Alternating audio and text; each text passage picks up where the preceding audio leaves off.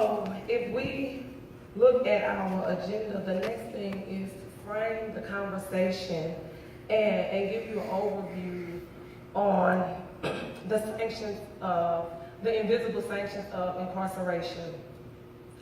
So,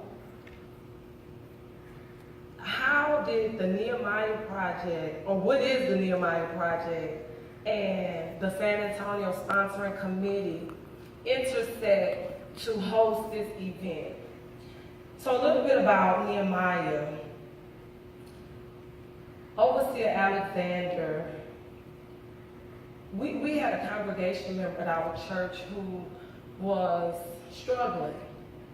He had been to prison and been released and was on parole, but subsequently engaged in crime again. So he was at court for his new charge, his new offense, and ran into one of our disciples. We're disciples at True Vine. We don't have membership at True Vine. Ran into a disciple, and she invited him to come and worship with us. So he came and worshiped with us, and he wasn't ashamed of his past. He would talk about it. He was open about it. And he shared with us some of the dilemmas or struggles to navigating reentry. Well, the struggle, the road, the journey became more difficult as time went by. And one Sunday, he laid before God and he wept. And it did something to Overseer Alexander, and he posed a question. He said, what is the role of the church in reentry? And from that Sunday, back in April of 2014, we have set out to answer that question. And that's been the goal of Nehemiah. So, looking at what had been going on in the city with the Reentry Council that Commissioner Atkinson started and the Faith-Based Reentry Committee, and not really wanting to reinvent the wheel, we said that there was a disconnect between some of the county efforts and initiatives and communities of color. So there was a Reentry Sunday, and it wasn't well represented by the Black community, just to be quite frank and honest with you all. So Overseer Alexander said, well, we should do something like that in the Black community. And so this was in this was in August of 2014. We invited the formerly incarcerated, and we invited reentry service providers at that initial event back in 2014. And every summer, we do a reentry forum where we connect the formerly incarcerated or returning citizens with reentry service providers. And this effort, this initiative, this project has really taken on a life of its own. We have gained allies with Episcopal Church of Reconciliation, Christalis Ministries, Emmanuel AME, Masjid Ibn Bilal Rabbi, the Nation of Islam, and I don't want to name all of them, but San Antonio Fighting Back, and we have been able to connect the formerly incarcerated with reentry needs.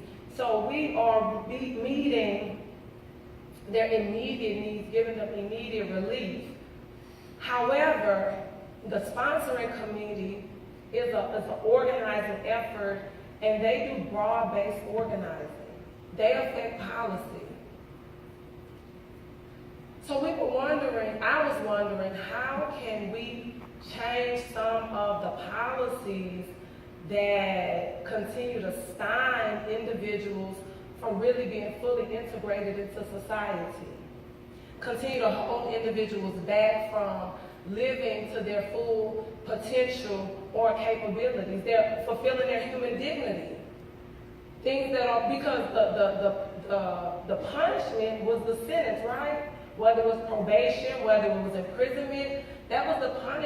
punishment, so we should not further punish once individuals are released. So how do we minimize that? So I had been a part of this new organizing initiative, the San Antonio Sponsoring Committee, and we had attempted to do something about the video conferencing at the Bexar County Detention Facility. And I saw the potential in that, and I was like, wow. You can really affect policy and change policy. And then I saw some of the things that COPS and Metro Alliance were doing with the living wage campaign, and I was inspired, folks. And I told Jorge, I said, Jorge, we got to do something. We need the sponsoring committee and Nehemiah needs to come together and have a baby, right? They need to get together. And Jorge has been working alongside of me with some of the other organizations in the sponsoring committee now for 2 years. And we really want to be in sacred conversations now about mass incarceration and the consequences of mass incarceration. Where does you all self-interest lie? Jorge said 2 days ago in a meeting, it's really finding out about individuals and organizations' self-interest. If you have a prison ministry, why are you vested in this prison ministry? What's the interest in that? If you have a son or a daughter that has been incarcerated because they can't stop drinking and driving, right? Every time they drink, they want to drive a car. And they keep getting arrested. And they have went to Dominguez 3 times. I'm gonna be about changing policies irregardless of a Nehemiah project or a organization, because my interest is in helping my loved one live a full life. So I think that that's what we need to be looking at tonight, folks. I think that all of our scripture, whether you're a Muslim, Jew, Christian, tells us to seek mercy and reconciliation. And be just when doing that. So we have a calling to be obedient to our scriptural mandates, and we are going to be in sacred conversations about the consequences of mass incarceration. So I want to outline some of these consequences for you. When an individual has a collateral consequence because of their incarceration state, their sanction, the collateral consequence is not because of, that's not the punishment, it's the result of the punishment. So if I commit theft and I am convicted as a property offender, then as a result of that, and I never go to prison. I go to jail, I bond out, but I never go to prison. But now I have this felony conviction, folks, and I can't work my job. Because, look, I'm in retail. So who wants to trust me with money in retail?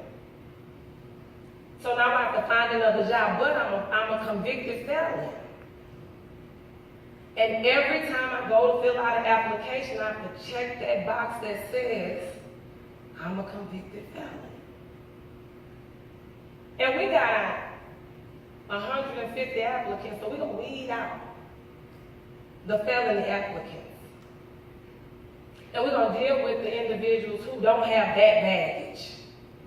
That's a collateral consequence. It's an invisible sanction. So employment is heavily affected by incarceration. Whether it's mass incarceration, whether you do prison time, whether you do probation, whether you do parole, but a criminal conviction will limit your ability to have gainful employment. And gainful means you can support yourself and your family. Not you have to work 2, 3, 4, and 5 jobs just to piece some things together. And never spend family time or quality time. You have no quality life when you are working multiple jobs. So employment is a collateral consequence, but the state of Texas outlines what individuals can and cannot do post-conviction. So employment is the biggest barrier, but I mentioned housing. Housing is also a consequence of incarceration. Meaningful housing in a nice part of town. Yeah, I might be able to get a spot in an impoverished, a distressed part of town. But I have a family. I have children. And I don't want to be concerned about the conditions that my children have to walk through to get home.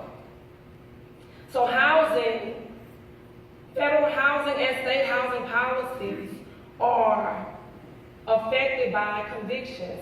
There are policies that exclude drug offenders from leasing or being on leases because of their felony conviction. Because the assumption is we don't want them selling drugs here. We don't want that here. So there are housing policies in place that prohibit individuals with certain types of convictions from securing housing there, living in those particular locations. Educational funding. Educational funding. Please don't commit an offense and you're receiving student aid. You just disqualified yourself from ever receiving aid again. And if you are on any kind of federal charges or pre-release status or post-release status, you cannot receive federal financial aid until you are off of supervision. So how many individuals we come in contact with selling drugs on federal property, any housing and urban development property, that's HUD property, that's federal property. That's a federal offense. So you are going to a federal Bureau of Prisons institution, and until you are complete with that sentence, you cannot receive federal aid. So educational funding is a barrier to, a consequence of incarceration. Federal assistance, whether that's state assistance or it's federal assistance. You know, Medicaid, WIC, food stamps, other social programs that individuals who are affected by mass incarceration really need to survive. I need food stamps because I don't make enough money to buy food. I make enough money to pay my rent and my utilities, but I'm short on food. So the lifetime ban has changed.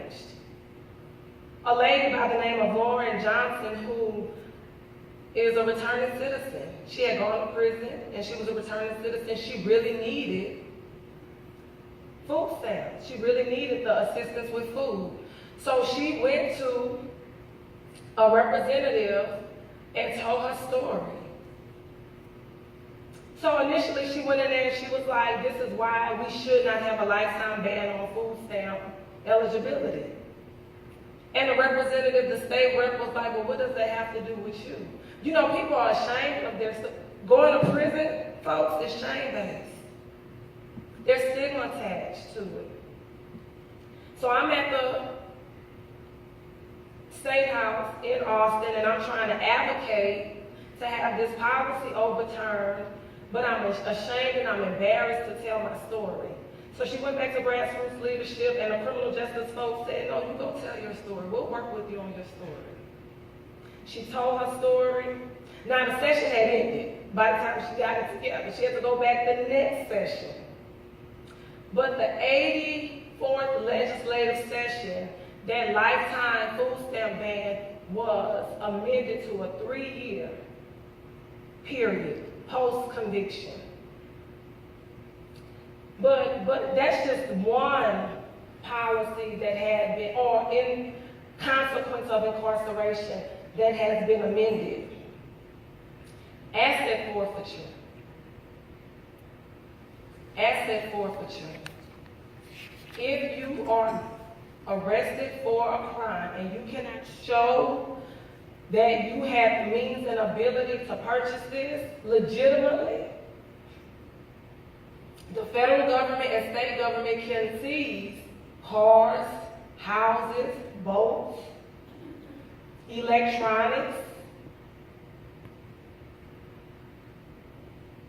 I know a gentleman right now who's still trying to get his car back from